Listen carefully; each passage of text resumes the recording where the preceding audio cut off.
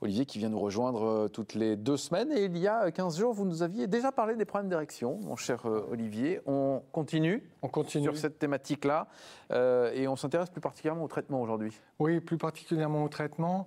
Parce qu'il y a une dizaine d'années, il y a eu une révolution dans la prise en charge des troubles de l'érection avec cette fameuse pilule bleue. Ah, d'accord.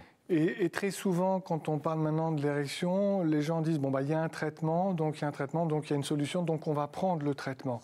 Et donc la démarche, elle est très dans ce raisonnement un petit peu simple de dire, on ne se pose pas de questions, on y va, il y a une solution. Bon, alors on va revenir sur la pilule dans quelques instants. On va revenir, oui, et merci. Non, allez-y, non, je ne vais pas vous couper, Olivier.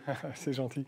Et en fait, l'idée, c'est de se dire avant, est-ce qu'il y a un traitement, c'est de se dire, avant de prendre le traitement, c'est est-ce qu'il y a quelque chose à traiter? Dans le sens où, on en a parlé il y a 15 jours ensemble, c'est d'abord de se poser la question, et brièvement revenir là-dessus, est-ce que j'ai une activité physique régulière? Est-ce que je suis suffisamment détendu pour que finalement cette activité sexuelle, l'érection, puisse être légitime d'une certaine façon?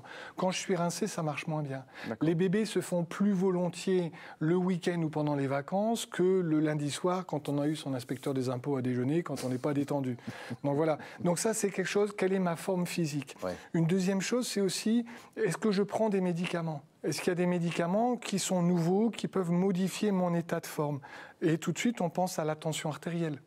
Quand on donne des médicaments pour l'hypertension, on va baisser la tension artérielle. Or, pour avoir une érection de qualité, il faut qu'il y ait quand même de la pression, de la tension dans les artères de la verge. Donc cette analyse des médicaments qui sont actuellement en cours, ça c'est quelque chose d'intéressant à voir.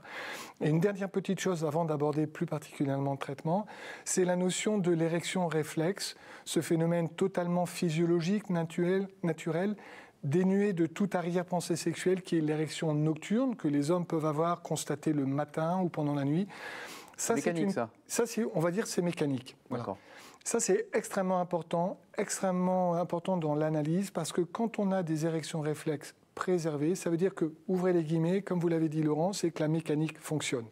La différence entre la nuit et le jour, c'est que la nuit, on a la tête un petit peu endormie, qu'on laisse, il y a une sorte de lâcher-prise. Voilà. Et ça rassure énormément que de dire, écoutez, il y a des érections réflexes qui continuent à fonctionner, donc a priori, ça ne doit pas être grave. Attention, on peut avoir, quand on a un sommeil pas assez profond, une absence d'érection réflexe. C'est pas parce qu'elles sont absentes. C'est pas systématique de toute façon. Oui, c'est pas parce qu'elles sont absentes parce que non possible, mais c'est parce qu'on n'est pas suffisamment endormi profondément pour leur laisser le libre cours de survenir. Voilà. Bon. Donc quelques petites pistes préalablement au traitement. Alors revenons sur cette fameuse pilule bleue qui a, donc vous l'avez dit, une petite dizaine d'années. Ça marche comment cette affaire-là? Alors c'est une révolution, mais attention. Quand on présente ce traitement, il faut comprendre que c'est... C'est le truc miracle, on se dit. Voilà, exactement. Ça a été considéré comme un miracle, mais c'est facilitateur de l'érection. Donc le médicament, la pilule bleue, que tout le monde connaît, et tous les autres médicaments qui sont apparus depuis, c'est facilitateur de l'érection, ça n'est pas provocateur. Je m'explique. Oui, il faut être un peu plus clair sur la différence des deux termes. Voilà. Quand vous prenez le comprimé, ça ne va pas, provoquer l'érection. Non. Quand vous rentrez dans votre voiture, ce n'est pas le fait de tirer sur le starter qui va faire que ça va démarrer. Non, il faut mettre la clé de contact et mettre du carburant. La clé de contact et le carburant dans le démarrage d'un véhicule, c'est ce qui l'a fait marcher. Dans l'érection, c'est la disponibilité, la relaxation, l'excitation, on y revient, finalement. Le couple. C'est ça qui permet le terrain prédisposant à la survenue d'une érection. Et après arrive ce médicament qui, s'il y a cette ambiance préalable, va permettre de faciliter l'apparition de l'érection. Donc quelqu'un qui va prendre le comprimé en disant comme ça je vais avoir une érection, mais qui est contrarié, qui n'est pas disponible, qui est un peu préoccupé, est-ce que ça va aller, tout ça, il risque finalement d'avoir quelque chose qui ne va pas marcher et de se dire en fait c'est que je suis vraiment malade, parce que même avec la pilule bleue miracle, ça ne marche pas. Et cette analyse n'est pas forcément bonne. Ça veut dire que de toute façon, avant de prendre ça, il faut quand même consulter? Ça veut dire qu'il faut avoir du recul. Il faut avoir du recul, on s'est dit, dans un état qui permet que... Voilà, on ne va pas faire un footing quand on n'est pas en forme. On ne va pas avoir une relation sexuelle si on n'est pas vraiment suffisamment en forme.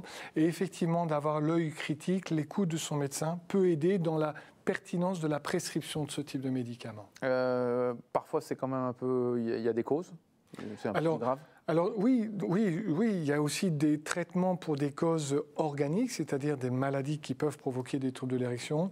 Si on a une baisse de la libido, si on a beaucoup moins d'envie, si on ne se sent pas en forme, un état de fatigue, la composante hormonale. On sait que pour avoir des érections, il faut avoir la testostérone, l'hormone masculine par définition. Eh bien, un bilan hormonal avec son médecin traitant peut aider. C'est une notion, surtout la notion de libido, la notion d'envie. Et il y a une autre chose, et vous me tendez la perche là-dessus, c'est que quand on a un trouble de l'érection qui apparaît sur un espace de temps assez court, chez quelqu'un qui a un terrain qu'on sait être un terrain plutôt, ouvrez les guillemets, cardiaque ou vasculaire, on fume, on est un petit peu essoufflé, on n'a plus trop d'activité, on a du surmenage. Attention, il faut savoir, et ça c'est important pour les téléspectateurs, c'est que les vaisseaux de la verge sont plus petits que les vaisseaux du cœur et qu'un trouble de l'érection qui peut arriver parce que les vaisseaux sont de moins bonne qualité et en faire une bonne analyse permet de déceler un éventuel problème cardiaque qui serait survenu plus tard et qu'on aurait pu de se négliger si on n'y avait pas pensé. Et c'est alors où on parle de langor érectile. Ce sera le mot de la fin. Comme on peut parler d'un langor pour le cœur. Voilà. Un trouble de l'érection peut mettre la piste sur un problème cardiaque. Merci Olivier Anquemel pour ces précisions.